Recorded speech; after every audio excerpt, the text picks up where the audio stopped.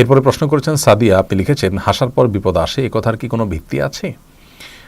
আল্লাহ রাব্বুল আলামিন আমাদেরকে এমনভাবে সৃষ্টি করেছেন যে আমাদের জীবনে হাসি কান্না এগুলো থাকবেই। বিশেষ করে আমরা যখন কোনো আনন্দের উপলক্ষ পাবো তখন আমরা হাসবো। নবী করিম সাল্লাল্লাহু আলাইহি ওয়াসাল্লাম মুস্কি হেসেছেন, অতএব মুস্কি হাসাটা সুন্নাহ।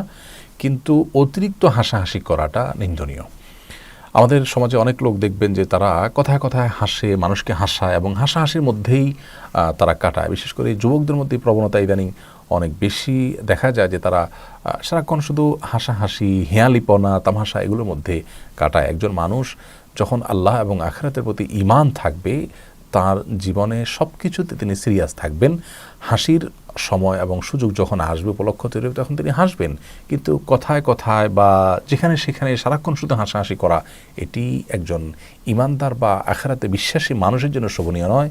যার সামনে জান্নাত বা জাহান্নাম দুটি যে কোনো একটি অপশনে তাকে অবশ্যই যেতে হবে, সেই বিষয়টি রয়েছে। রাসূল আকরাম সাল্লাল্লাহু আলাইহি ওয়াসাল্লাম বলেছেন, তোমরা অতিরিক্ত হাসাহাসি করা থেকে বেঁচে থাকবে, কারণ ফাইন্নাহু ইউমিতুল কলব, কারণ অতিরিক্ত হাসাহাসি করলে মানুষের অন্তরকে এই হাসি, অতিরিক্ত হাসি মেরে ফেলে।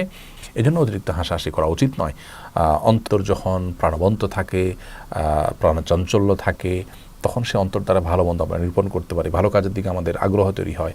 আর যখন খুব বেশি হাসাহাসি করি তখন আমাদের অন্তর মরে যায় এবং ভালো মন্দের প্রতি হিতাহিত যে জ্ঞান সেটি আমাদের কমে যায় এবং অন্তর অনেকটা নিষ্ক্রিয় হয়ে যায়। এটা খুবই ভয়াবহ একটি সাইন। এজন্য অতিরিক্ত হাসাহাসি করা থেকে আমাদের বেঁচে থাকা উচিত। কিন্তু তার মানে এই নয় যে আমরা কেউ হাসলেই তারপরে আমাদের কান্নার কোনো ঘটনা ঘটবে, কোনো বিপদ আসবে। কোনো মুরব্বীদের দেখা যায় যে তারা কারোর অতিরিক্ত হাসাহাসি এটা থামানোর জন্য, এই স্বভাব থেকে তাকে রক্ষা করবার জন্য বলেন যে তুমি বেশি হাসতেছো, তোমার একটা বিপদ আসতেছে।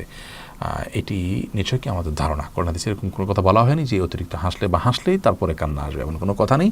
তবে অতিরিক্ত এবং অহেতুক হাসাহাসি করা এটি নিন্দনীয়, সেটি সম্পূর্ণ ভিন্ন বিষয়।